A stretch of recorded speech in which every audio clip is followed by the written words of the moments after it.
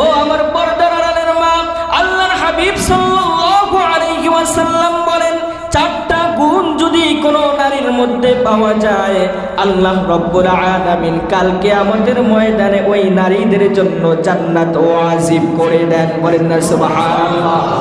কি সেই আমল, কি সেই আমল?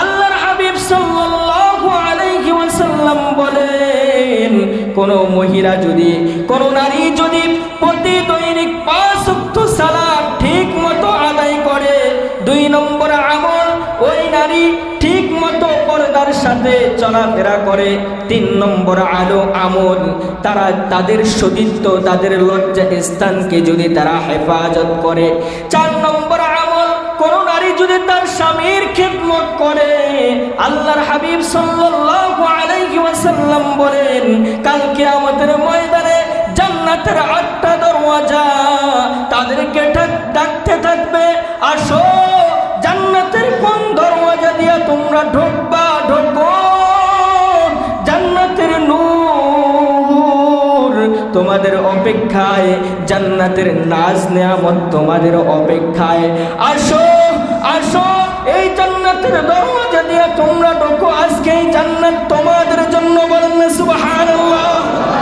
এ পর্দার আড়ালের মা, তোমরা যদি রবের কুদরতি কদমে সিজদা দাও, নবীজি সাল্লাল্লাহু আলাইহি ওয়াসাল্লাম বলেন, আমার মা বোনেরা যখন নামাজে দাঁড়ায়, আল্লাহর হাবিব সাল্লাল্লাহু আলাইহি ওয়াসাল্লাম বলেন, নামাজে দাঁড়াতে দেরি, সিজদা দিতে দেরি, আমার মা বোনদের ওই সিজদা আল্লাহ পাক কবুল করতে দেরি করে না। সুবহান